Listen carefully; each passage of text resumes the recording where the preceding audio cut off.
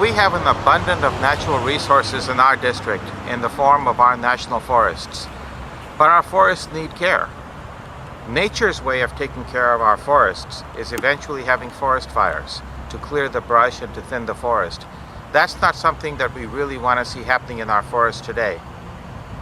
We have a small project going on right now in Amador and Calaveras counties to clear the forest, remove the underbrush, replant parts of the forest, and do healthy maintenance in the forest.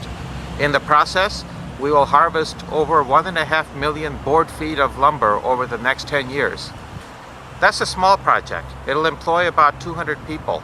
I want to expand this kind of a project to a larger amount, bring the lumber industry back into our district. This is healthy for our forest as long as we do it in a way that refreshes the forest, replants the forest, and does not just clear cut the forest. What about jobs in forestry in our district, Jack? We can do a lot more to create more jobs in the forestry industry in our district. It's not just about reasonable, responsible harvesting of lumber in our forests.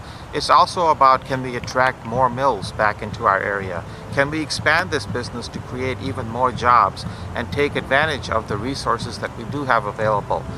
Look, this is not that difficult a thing to do. Again, it takes work with Washington and the different agencies to make sure that we can continue to do these kinds of projects. It'll be good for all of the people not in forestry in our district because it will reduce the danger of fires if we can clear up the underbrush in our forests. And what happens to that underbrush? We use it as biofuel.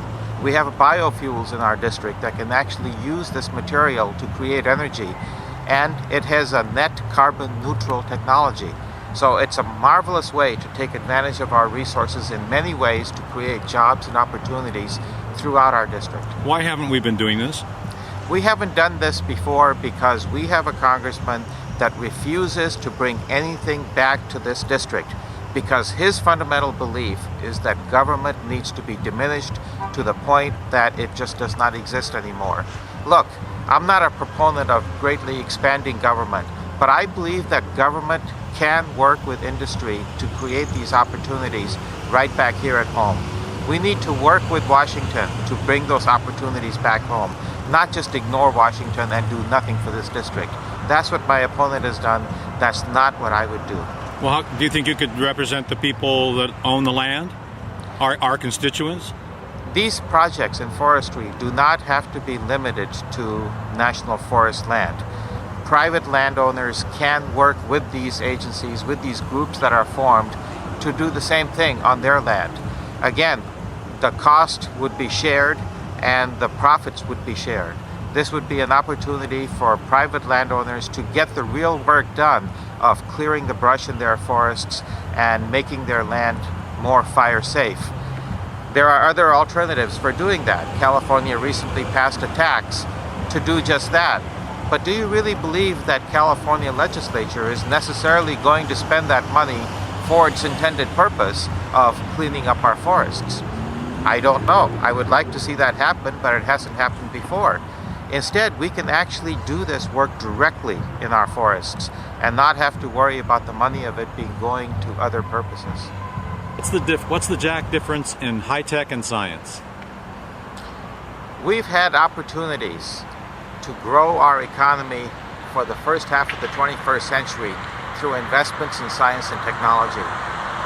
My opponent and the Republican Party have not taken advantage of those opportunities, and they have been more in favor of amputating different parts of the government. I believe that our government has a role to play in driving the technology forward in our country. That role is akin to what we did in the 1960s and 70s with the space program, which drove entire industries throughout our whole nation. That effect lasted for 40 and 50 years and is still in place today. I believe we need investments in joint government industry development projects to drive our economy for the first half of the 21st century.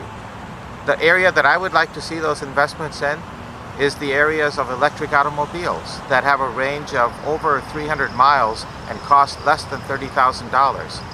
That will drive innovation, drive battery technology, and drive all of our industries for the next 40 and 50 years. That's creating the economy of the first half of the 21st century. That's what has not been done so far, and that's what I would go and do. I believe that women face a lot of difficult decisions during their lifetime of what to do with their bodies. I believe that that decision should be made between a woman and her own self-conscience. Look, these decisions are not easy. They're not easy for anybody. A woman agonizes over these decisions. Once that decision is made, I don't believe that anybody in government or any individual has a right to interpose themselves between that woman and her own decision. We have a need for an educated workforce in the 21st century. If we're going to move ahead, we're going to need people that are trained not just in college education, but we're going to need people trained for vocational education. And this isn't just the traditional training in auto mechanics and so on. The cars of the future and the cars that we're seeing now are much more advanced than that. We have hybrid vehicles and we have electric vehicles that are coming out. We need mechanics that are trained for these things. The need for vocational education has never been higher. We have some schools in the district that are doing a tremendous job of building state-of-the-art vocational ed institutions. I'd like to see that expanded as well. We need to build more high-tech vocational education.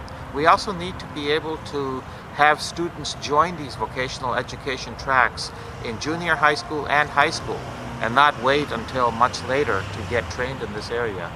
That's one thing that I would like to see done, and that's one thing I will do, is increase the vocational education opportunities that are out there for our students.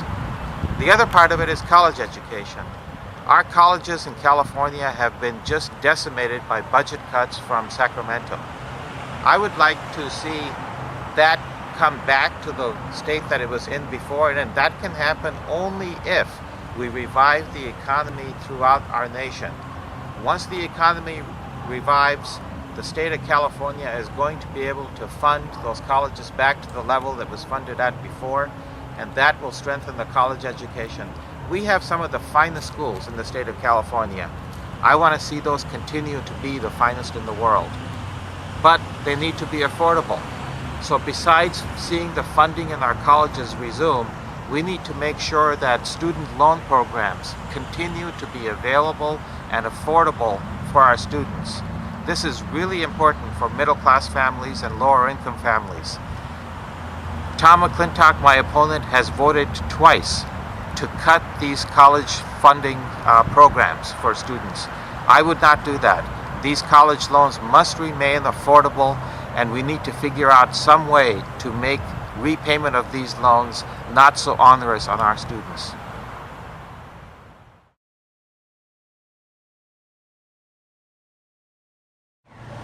Our small businesses today face a lot of challenges coming out of our government. One is in the area of regulations. It is nearly impossible for our small businesses to keep up with all the regulations that come out on a daily basis from all the different agencies in Washington. Look, it's very reasonable to me that if we bundle these regulations and they come out every few years and we have time to make sure that these don't conflict with each other and these are possible to actually implement, that's a very reasonable solution. It does not hurt the regulation ability of these agencies, and at the same time it makes this more predictable for small business to be able to budget into their plans. We can also do something to relieve the tax burden on small businesses by making it that they don't pay taxes on the upcoming quarter, but make it on the preceding quarter when they know exactly what their income was for that quarter, rather than trying to estimate what they're going to be doing in the future. Those are just some of the solutions for small businesses that I believe is really going to help them deal with the economy we have today and bring jobs forward for the first half of the 21st century. You know, the engine for our economic growth in this country always has been and continues to be our middle class. Middle class spending is the biggest driver of our economy. When the middle class is feeling insecure in our country, it affects all of us because it affects every business, big and small and medium. What is our middle class so uncomfortable with today? Well, it's not hard to see if you actually get out and see the people in our district. Our middle class is insecure about having homes that have mortgages that are underwater, not being able to send their children to college without unreasonable loans that take forever to pay back. Our middle class is uncomfortable that one illness away there could be bankruptcy lurking because they don't have affordable health care. The only way that you can stimulate middle class spending is make sure that these components are actually addressed. The Affordable Care Act helps with the insurance part of it, the health insurance part of it. We need programs to provide for lower cost loans for people whose mortgages are underwater. There is a program to do that. We need to expand that and bring more families into that. We need to expand the capability of parents to be able to send their children to college through low-cost student loans. By stimulating the middle class in these areas, you help with business throughout our nation, locally, nationally, and at the state level. That's the solution that we need to bring our economy back.